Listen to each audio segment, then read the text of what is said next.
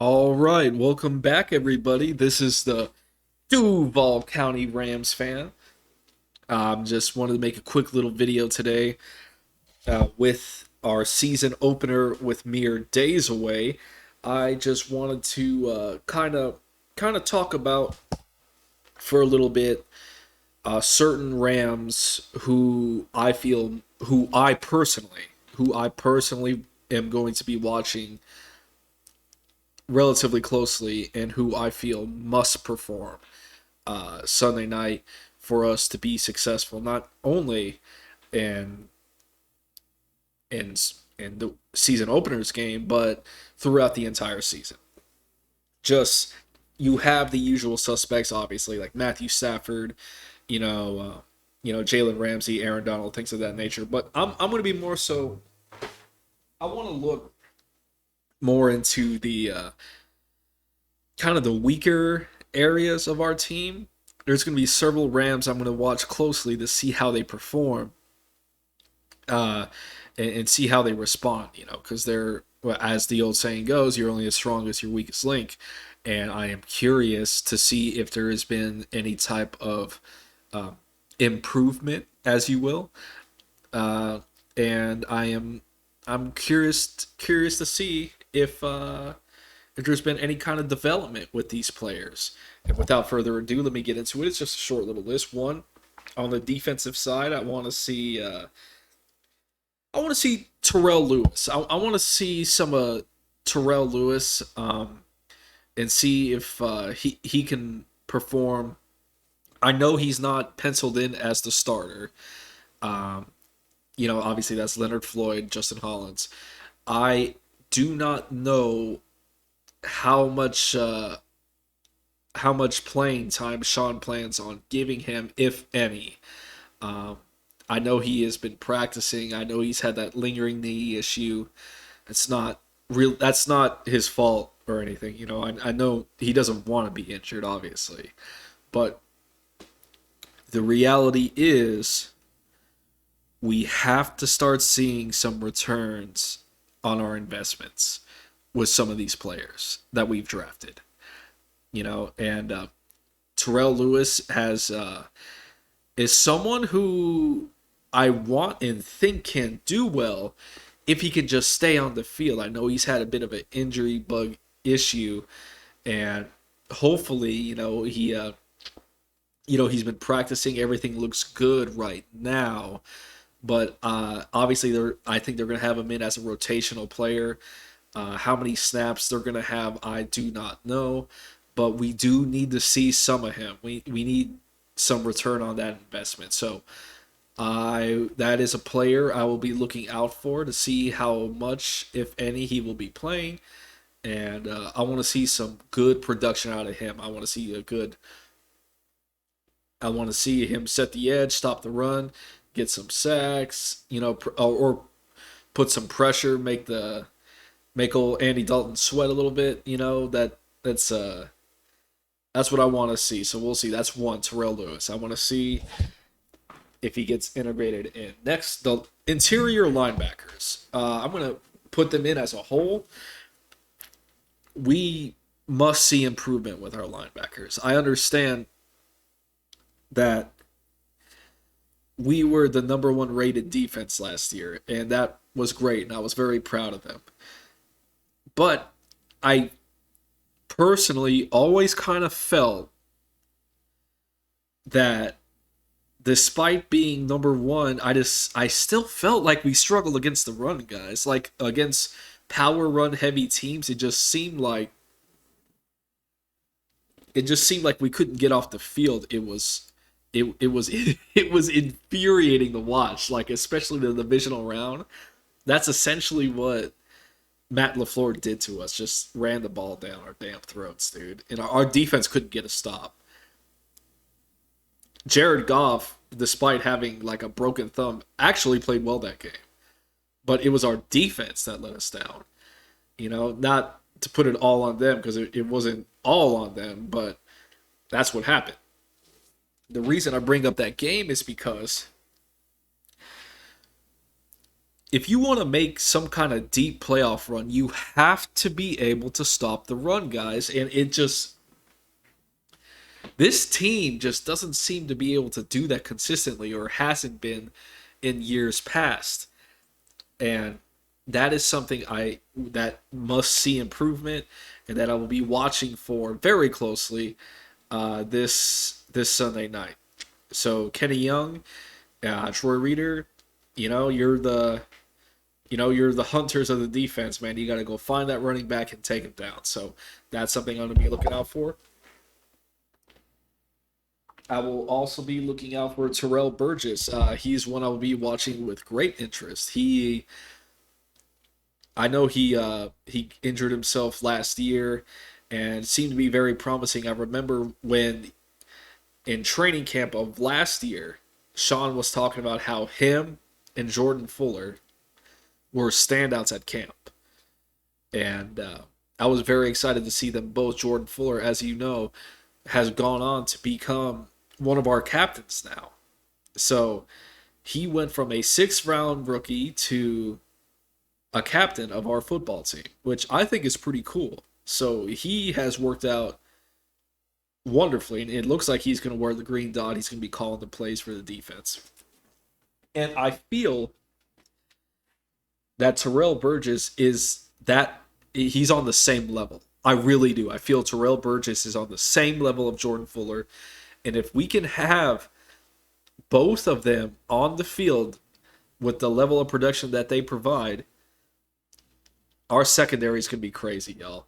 I'm not even talking about Jalen. I'm not even talking about Darius Williams. I'm not even talking about Robert Rochelle. Or Taylor Rapp. These guys will help solidify. I think we're going to have one of the best secondaries in the NFL. I really do. I think it's going to be very hard for teams to throw on us. And with Terrell Burgess, it's never easy coming back from an injury, but I feel like he will perform well, and I am very excited to see how he does. I've heard he's very high IQ, very intelligent, so I am excited, and I want to see how they do, because I do think our pass defense is going to be legit this year. So, moving on to the offense, Tutu Atwell. Tutu Atwell is one that I feel must perform. Tutu, at least in my eyes, he's under a lot of pressure, at least for me, because he was the first round pick. He was a second round pick, but he was the first pick for us in this past year's draft. And as I've said many times, he with the Rams having some significant needs on the roster, one of which I feel is the most needed was the center position. And the Rams had an opportunity to upgrade at that position when it was their time to pick in the second round, but they instead went with Tutu Atwell, another wide receiver. Now, some people, including myself, feel that was a luxury pick. Meaning, pretty much they picked Tutu because they wanted an extra receiver. Sean McVay even said he reminds him of Deshaun Jackson, or like he's like Deshaun Jackson light or junior. He said something along those lines. And I can see why. The dude's fast, man. And it's... Look, I wasn't a fan of the pick, personally. That's just my opinion. I was not a fan. I really wanted Creed Humphrey from Oklahoma. He was a very high caliber, high profile center. I feel like he could have helped us out tremendously. And he seems to be doing quite well in Kansas City, because it seems like he's won the starting job there. I'm not sure. Last time I checked, he was definitely getting the reps and looked like he was on his way to winning that. So, it looks like he's doing quite well. So I'm going to be keeping an eye on him this season to see how he does. And as a result, the only way I can personally accept the Rams just neglecting the offensive line once again in the early rounds of the draft is for Tutu Atwell, the guy you see on your screen here, to perform well. He needs to have a good season. Tutu, it's really not your fault. It has nothing to do with you. It's just the reality of the situation. So we have to see him perform. I do have my concerns. I did like what I saw out of him this preseason. The guy is fast. He can catch. He does have. He's electric. He's a playmaker, man. He's I can see why they drafted him, but I'm concerned about his height, weight. I saw him get banged around a lot, by the Raiders and the Chargers, and I question whether or not his body could hold up throughout an entire season. And I also question if he can win contested catches, because it just seems like if it's a situation where he's burning, I feel like he's going to have to burn the DBs by like a good 10 yards or so to catch the ball and go for like a 60-yard bomb. Otherwise, if the cornerback's right on him, what I'm trying to say is, in a contested ball, I don't know if he wins many of those, if any, because of his height. All right, it's just it is what it is. I just feel like I saw signs where the defensive backs would be right next to him as the ball's coming down, and they would just jump over him and like knock the ball down. I could be way off base here. I don't know. He may win those contested catches. It's just how I feel in the moment, and I want to see how he responds to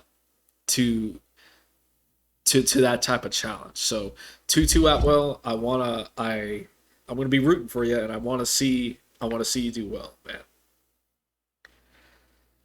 The final one I'm gonna do for right now, Brian Allen. Speaking of the center position, he is one I'm gonna watch very closely, because it's been weird, because on one level it almost feels like the Rams, and this is just my opinion, I could be completely wrong here, is just the Rams got kind of caught off guard and are starting Brian Allen when maybe they didn't really want to. What do I mean by that? Well, the entire offseason, they kept going on about how Austin Corbett was going to be their starter. Austin Corbett, who I believe played right guard for us last year and played quite well, was going to be the new center. He was penciled in as such. They kept talking about him, how well he was doing. They even said how he had a good rapport. He had like a good rapport with Matthew Stafford, and that he was going to do well. I'm like, oh, okay. I still felt we should have drafted a top tier caliber center, but they chose not to do that. And afterwards, I was kind of going, well, maybe they see something in Austin Corbett that I'm not seeing, and who knows, he might do well. But I'll watch him. We'll see how it goes. Then the Cowboys joint practice happens. And funny how, one, the offense as a whole kind of struggled, and two, how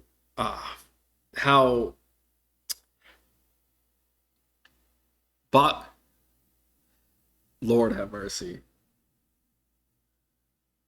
Bobby Evans. My mind was drawing a blank there. Sorry, y'all. But Bobby Evans was struggling at right guard. So So much so that the coaches decided to move Austin Corbett back to right guard and start Brian Allen at center because they simply didn't have anybody else. Now, I the last time we saw Brian Allen, he did not perform well at all. I felt he was weak at the point of attack. I felt he got blown back in the backfield way too much. I felt he couldn't hold his block. I didn't think he was strong enough to hold his blocks. And I feel like that's still the issue here. I, I just feel like we've seen what we need to see with Brian Allen. But he is our guy going in. I am skeptical, but I am hoping. I've heard he looks bigger. He looks like he's been to the gym. The coaches have said how much he's improved and how good he's looking in practice. I'm hearing how he's being physical, being nasty, and he's like being aggressive in practice, which is what you want to hear. It's what you want to hear. But see, the thing is, though, I heard this all before. I heard this. All this was like in his in like his draft profile coming out of college that he was like a bit like a bulldog. He was aggressive. He was physical. And I remember hearing that, and I'm like, oh, all right, yeah, heck yeah, man, we got a physical football player because, as you know, I'm someone who very much values high physical football players, very physical, aggressive football players. It is a physical game after all. But then we see him on the field. Dude gets like blown back in the backfield. He can't hold his blocks. He just did not look well. And granted, I know it was his first year, but it's I don't have a lot of confidence in him. I'm sorry. I'm sorry. I just don't. Now, Brian, if by somehow you listen to this, I will let you know that I am not above admitting if I'm wrong. All right? I'm not above admitting if one of my takes was wrong. I've been wrong on a lot of things in my life. So the point I'm trying to make here is if you perform well Sunday night, I will get on this mic and I will sing you praises. I will let you know, I will let everyone know how well you played because rest assured, I will be watching.